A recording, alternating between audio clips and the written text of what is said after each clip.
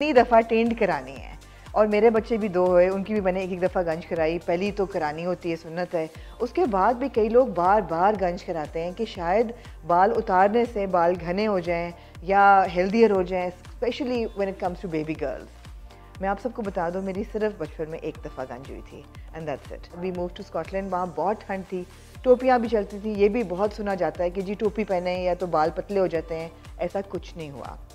As I was growing up as a little girl, 2 चुटियाँ होती थी मेरी, 2 पोनीटेल्स होती थी। That's how I spent my entire childhood. मेरे ख्याल में बाल भी मेरी अम्मी ही काटती थी। It was a very choppy and unruly cut. That was my childhood. When I became a teenager, थोड़े से बाल मेरे लंबे हुए, वो भी कस के 2 चुटियाँ होती थी and that was it. Mid 80s में, when I think I was just turning into my teens, we move to Jeddah. वहाँ पे जब हम गए तो मेरे बाल शोल्डर लेंथ थे और 3 साल में मेरे बाल grew so healthy and they grew so long कि जब हम जेद्दा से वापस आए तो मेरे, आप यकीन नहीं करेंगे कि मिड थाई लेंथ थी। इतने लंबे बाल थे और इतने घने बाल थे कि मैं गिनती थी बैठ के कि जब सुबह अम्मी कस की चुटिया स्कूल के लिए बनाती थी तो मेरी चुटिया में 22 बाल होते थे, 22 बाल। ये रपंजल से कोई कम नहीं थी मेरी चोटी। मगर उसका क्या था डाउन साइड कि वो इतने घने बाल थे और इतनी लंबी चुटिया थी कि मुझे as a child I remember having terrible headaches. मुझे लिटरली माइग्रेन शुरू हो गए क्योंकि मुझसे वो वज़न बालों का नहीं बर्दाश्त होता था। It was very very tedious. जैसे जैसे मैं पढ़ाई में पढ़ती गई, मेरे पास वक्त नहीं होता था। सुबह चपेड़ें पड़ती थी स्कूल जाते हुए, बाल खोलने की इजाज़त नहीं थी। अच्छा नहीं समझा जाता था कि आपके इतने लंबे बाल हैं और लड़कियां जो हैं वो बाल खोल के घर से बाहर जाएं। तो वो सुबह एक थप्पड़ सर पे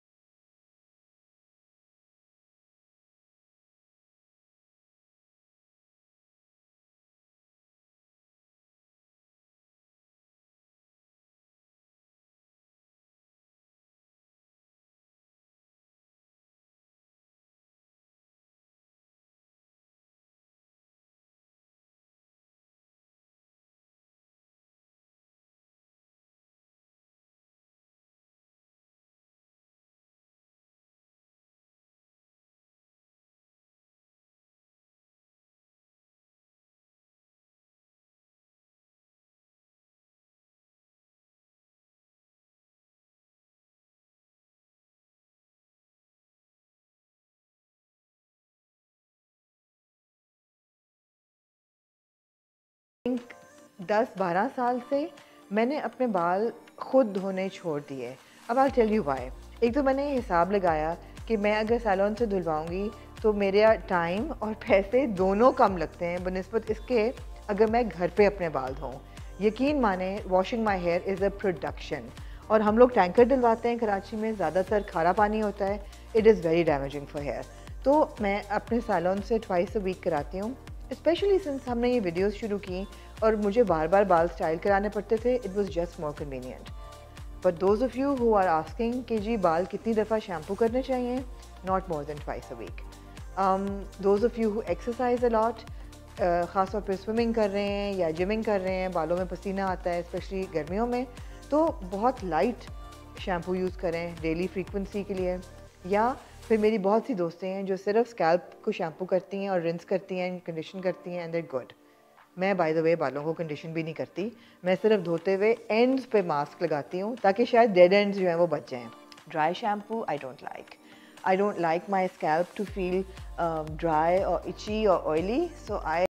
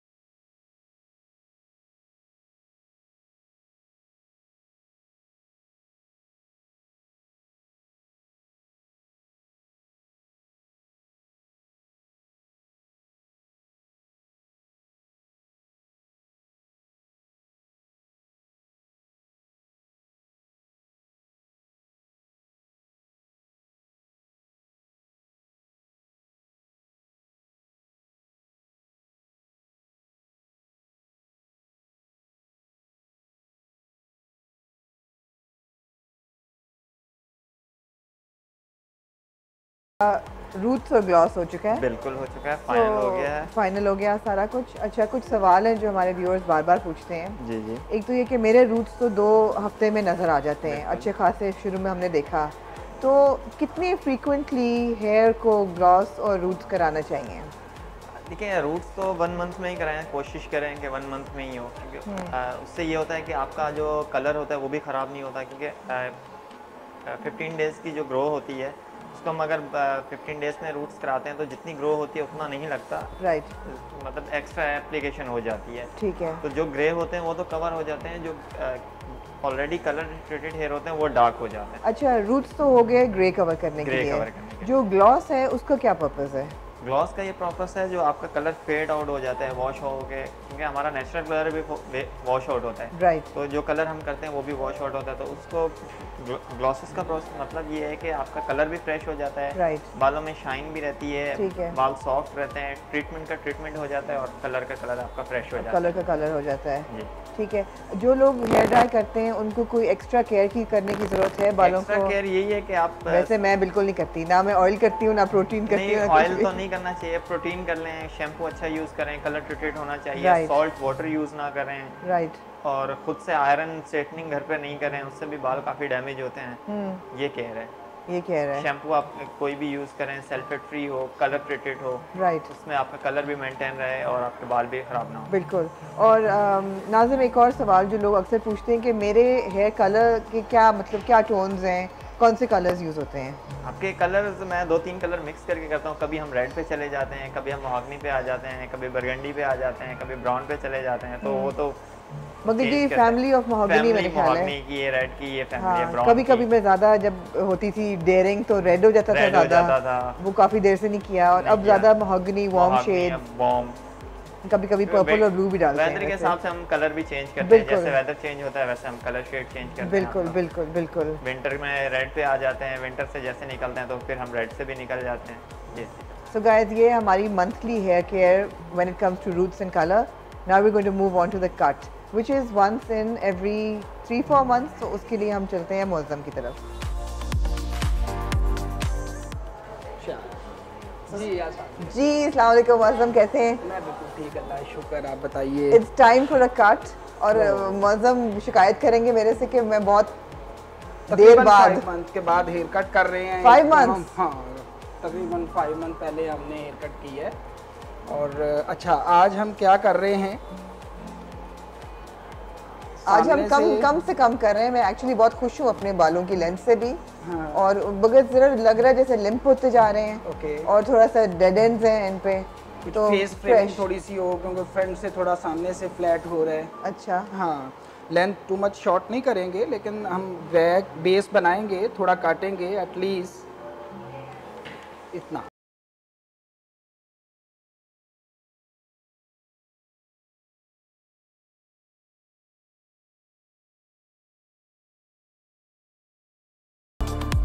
तो मैं जनरली साल में 2 या 3 दफ़ा कट कराती हूँ। हाँ, तकरीबन 3 दफ़ा तो कराती ज़रूर हूँ, क्योंकि ऐसा लगता है जैसे बाल जो है इन पे बहुत डेड एंड्स होने शुरू हो जाते हैं, बहुत लिम्प हो जाते हैं। यस। तो जो लोग नहीं कट कराते उनके लिए क्या रिकमेंडेशन है कि क्यों ज़रूरी है? बहुत लाजमी है, क्योंकि ब्लो ड्राई वगैरह होते हैं, आयरन वगैरह भी होता है। अगर आप 1 मंथ में 2 से 3 दफ़ा 4 दफ़ा भी करते हैं, बहुत कम, तो फिर भी उससे बर्न होते हैं आपके एंड्स। ठीक है।